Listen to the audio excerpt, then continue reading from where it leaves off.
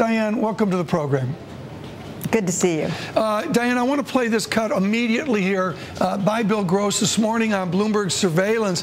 I spoke to him about the jobs report, about moving from 9.8% to 9.4%. We're not going to depend or rely on an Apple or a Facebook to get our way out of this structural employment problem. What we need are big jobs. The corporate sector is just not incented to give a helping hand to the household sector, and that has been the bridge that we've been unable to cross here over the past 12 to 24 months. So there's Bill Gross looking at a more short-term plan. What do we do? Diane Swonk, don't tell me we need more education. Don't tell me we need more long-term planning. What do we do now? I'm in the House. I'm a newly minted Republican. Dr. Swonk, what do we do right now? We do a combination of don't cut spending just for spending's sake, but look at the structural deficit, which Ben Bernanke did actually warn about today, is that we need to get off the cyclical focus on the deficit. Don't undermine the economy as it's beginning to reaccelerate. But on the other side of it, you do want to bring down the structural deficit, which means reforming the tax code and reining in entitlement spending, getting on that third rail of American politics. Bring up dreaded first chart, folks. This is the room we have to make back. That's what I've noticed today, is we've got a long way to come back. That idea of the glide path has been the realization of how long out the glide path is. Diane Swonk, non-farm payrolls, and you could see it here back to 1999. And now let's do a Chartapalooza. Here's the same chart. This is non-farm payrolls, and this is pretending that we population adjusted. If you population adjust and set it to 2010 population, we're back to 1987. Remarkable, Diane, how far we have to go to get back to where we were in 2007. Absolutely. And in fact, even if you were to triple the pace of employment in 2011 from that of 2010, you would still be 4 million jobs in the hole from the peak of the last expansion. So, you know, even as the economy reaccelerates, as Ben Bernanke pointed out, I do think it is going to reaccelerate, but we're not reaccelerating enough to lift all boats. I want to talk, Diane, to Richard Berner in our next block. But right now, Diane, what I want to focus on here, which I think is just absolutely critical, is what you learned in the report today. Given how someone like Bill Gross, or even in your note or Chris Rupke's note, the idea there was something for everyone in this report. What should we focus on in the minestrone soup that we got today economically? Well, I think the good news is that the level of employment is pretty much on the upside of what expectations were when you adjust for the upward revisions in October and November. So we got to a level of employment that's better than we expected, but the reality is we've lowered our hurdle so low it's gotten easy to clear. Let's face it. So on net, 170,000 jobs. We have more today than we thought we did last month. That's the good news. The bad news is that much of the improvement in employment, although some of it was because of big gains in employment, that was a catch-up on earlier losses. We also somehow almost 500,000 men just disappeared off the face of the planet.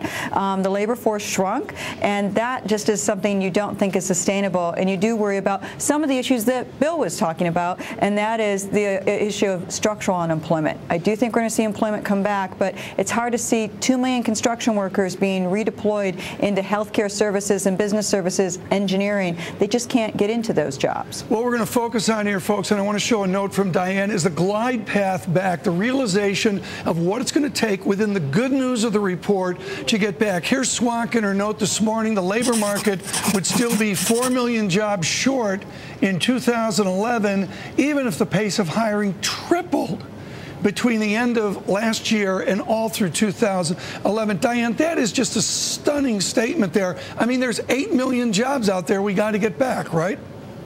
Well, there's 7 million now, but almost a little over 7 million. But at the end of the day, yeah, I mean, the bottom line is, you know, we didn't generate that many jobs last year. And even as we see the economy reaccelerate, and that's what Ben Bernanke was underscoring in his statements today in defense of QE2, is that even as the economy reaccelerates, you still got a lot of slack out there. We're still in a pretty deep hole in many places in the economy, most notably housing and anything related to it. We're looking at the job economy and the chairman's comments. Joining us, Diane Swonk from Mesirow Financial, and Richard Berner Berner joins us now from Morgan Stanley, their chief economist. Dick Berner, let me start with you. A mixed report. Diane was talking about the glide path back. You have been an optimist on the resiliency of the American economy. What kind of GDP growth do we need to jumpstart this glide path, to get us sooner, better, to say sub 8% unemployment? Well, Tom, I think sub 8% unemployment is going to be a while before we get there. We'll probably need another 2 years of decent growth. Next year, we expect 4% growth on a fourth quarter basis, and we may get the unemployment rate below 9% by the end of next year. We think that, as I'm sure Diane does, thinks that this morning's unemployment figure was a little biased downward, and so we expect to see it decline somewhat from here, but to get below or even towards 8% is going to take another couple of years. Let's bring in Diane. I want your comment on this, but let's play it first. Fed Chief Ben Bernanke testified before the Senate Budget Committee this morning. I thought Senator Conrad's comments were quite sharp at the opening of that testimony, and explaining to the senators that the decline in the unemployment rate is likely to be slow. Our fiscal issues are very long-term in nature. They increase, the difficulties increase over time. Merely addressing this year's spending is not going to solve the problem. We need to develop a plan, and a credible plan, one that markets will accept as plausible, to address the longer-term structural budget deficits that we face. Ben Bernanke before the Senate Budget Committee today. Diane Swonk, I'm shocked, an economist with a plan. I get a smile from Dick Berner on that. I'm absolutely shocked. When are we going to see a plan out of the politicians? You know, I'm hopeful. I'm not assured, but I'm hopeful. You know, the one thing that did come out of the President's Bipartisan Commission, although they couldn't vote on something collectively to send to Congress, which, you know, was a long shot in the first place, the fact that a lot of the extremes of the party actually two parties sat down, agreed on some priorities, and that even those who didn't vote for it were willing to take it back to try to work on this in budget and some of the ideas in budget, that's encouraging to me. What's discouraging is how we keep getting caught up in these cyclical issues as if that could bring down the budget deficit. You know, cut spending today rather than deal with the, you know, as I mentioned earlier, the third rail of American politics, entitlement spending and revisions to the tax code. I think that there were some very productive things in the President's Commission, and Ben Bernanke alluded to that, and I think that's really important. And it gets I'm off this debate of, you know, the noise of budget ceilings and all this kind of stuff that we're seeing out there that's really counterproductive right now. I got two great charts, folks, that show the pain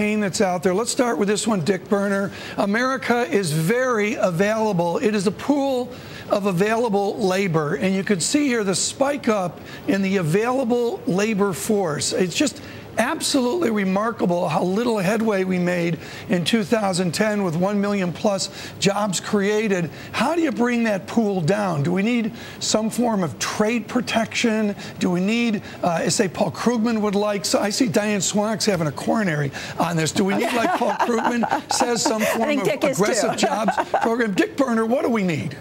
Well, we certainly don't need protection, Tom. That will be, you know, to borrow a phrase from the Republicans, a job killer, I think, right off the bat. Absolutely. I think what we need instead are some of the things that, you know, you just discussed in the budget. Tax reform over time will help. We do have some structural issues in our labor markets. I've talked a lot about those in the past. If we are able, for example, to reduce the cost to employers of health care, and get more health care out of the workforce, that will help. But, you know, a lot of the problem obviously is quite cyclical, and so faster growth is going to help. It's going to restore confidence. It's going to make businesses and employees more confident. You're going to see employees come back into the workforce looking for jobs when that happens, unlike what we saw in the month of December. That's going to create a faster pace of job growth. And when that gets going, as we have seen in the past, I think you'll start to see job growth pick up. Remember, the report that we just got this morning was still in a period of great political uncertainty before the stimulus deal was signed into law. So it's not surprising, together with some inclement weather effects in this morning's report, that it was not exactly stellar. This is really important what Dick Berner said here, folks, about how fast we can come back once we get going. Diane Swonk, Alec Tansey of our Washington office gave me this great chart today. It's a flow chart. You flow from the unemployed and you disappear. You're not in the labor force. This is from the BLS, folks. Let's bring up this chart. The jobless record pain, the surge here, Diane, and the flow of people that just disappear statistically. How should we treat this idea of Americans just disappearing from the statistics? Well, unfortunately, it is a reality, and it is a reality that we faced in the 1980s as well, although it's even worse today than it was in the 1980s because of the lack of a job recovery. I think, one of the things we do have to keep in mind, and something that Dick has made a point about before, and I really think is important, is the money on the sidelines, the corporate profits out there that can be redeployed as the economy gets going. And I do agree with Dick on this. I don't have quite as strong a numbers, but I do agree with the direction entirely, and I think he's been one of the most vocal about this, about corporate profits on the sidelines. That's something that was absent during the Japanese situation and during the Great Depression, is money on the sidelines ready to go. And there's a lot of pressure from institutional investors to redeploy those profits. Either give it back and give us the money, or redeploy it, hire and invest. And any of those three things will help the economy in 2011. Jump in here, Dick Berner, on the dynamic right now of the use of those corporate profits. Sure. Well, just capital spending, Tom, if you look at CapEx relative to depreciation, capital spending outlays relative to depreciation for the first time in 50 years, even though we've had some improvement in capital spending. The gap there is the widest it's been in a long time. Huge.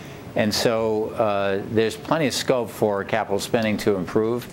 And of course, the stimulus package included some temporary boost to capital spending for next year. So we're going to see a pretty strong year for capital spending. I think another basic point is, even though U.S. multinational firms are moving a lot of businesses and have moved them and production overseas, we are capable and will export in greater volumes over the coming year and the next several years.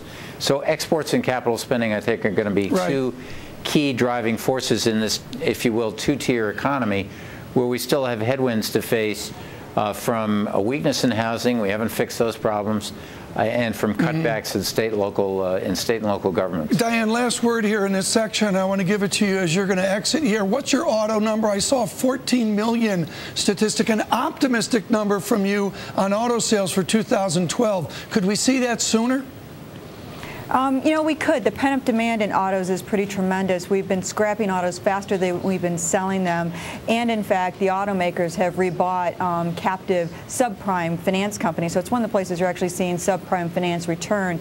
And one of the big hurdles to selling vehicles is being able to finance them. So unlike the housing sector, finance is actually easing in the auto sector. So you could see a little bit of a comeback there because we've just got so much pent-up demand. Richard Berner with us, who was at Deerfield Academy, where anything under 14 inches is no snow at all, right? Come on, Richard. Right. I mean, that's absolutely right. If it isn't 14 inches of snow, who cares? Let's talk here profits, Dick. You do a better job with your team of linking profits into the economy that I know. Here's a great chart, folks. Here's the unemployment rate. Bring up elegant chart here. It is an elegant chart. There's the unemployment rate in white. Up we go to 10%. And that orange line is corporate profits. Dick Berner, wow, did we bounce back? We've got unemployment up, corporate profits up. Did those corporate profits come from profits abroad? Well, Tom, about a third of our profits, both in our national income accounts and in the S&P 500, come from overseas operations. And obviously, with stronger global growth in Asia, in Latin America, the results from U.S. companies were stellar. We don't have complete results yet for 2010, but a good portion of that growth rate came from overseas. And so what we see now is, relative to GDP, profit margins are back almost to all-time record levels.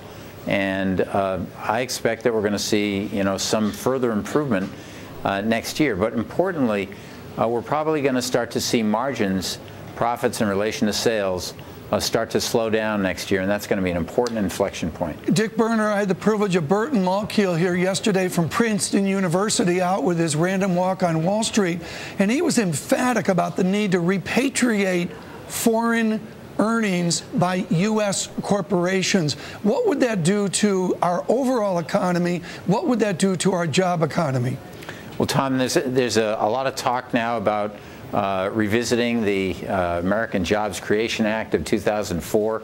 You probably remember that, so-called HIA, or Homeland Investment Act, where companies were given a one-time window in which to repatriate profits. There's a better solution to that, and that is through tax reform. If we can engineer corporate tax reform so that rates come down and they're more level with other corporate tax regimes around the world, and we can broaden out the tax base to collect the same or similar revenue, then we'd have a much better corporate tax system, and companies would not be so inclined to keep their profits parked overseas. Dick Berner, you just wrote a brilliant note on the U.S. government slowing down. Elian, I'm not sure you got this in our show preparation, but it's a quote. There it is. Thank you. Perfect, Elian. The U.S. faces a significant threat of a federal government shutdown early this year, well ahead of the point at which the debt ceiling crisis will hit maximum intensity. Dick Berner and the team at Morgan Stanley. Dick Berner, do you actually think the government will shut down as it did over a decade ago? You know, it's going to be a close call, Tom. I frankly think that at this point we will avert that, but there's going to be a lot of drama and a lot of debate about the budget, and passing a debt ceiling is going to be difficult. The good news is that while if you just look at the arithmetic, the Treasury, in a sense, could run out of cash as soon as March. They have a lot of tricks up their sleeve, including the so-called SFP program on the Fed's balance sheet. Probably this summer will be the peak of that drama. Thank you so much, Dick Berner. Thank you so much, folks. It's Surveillance Midday.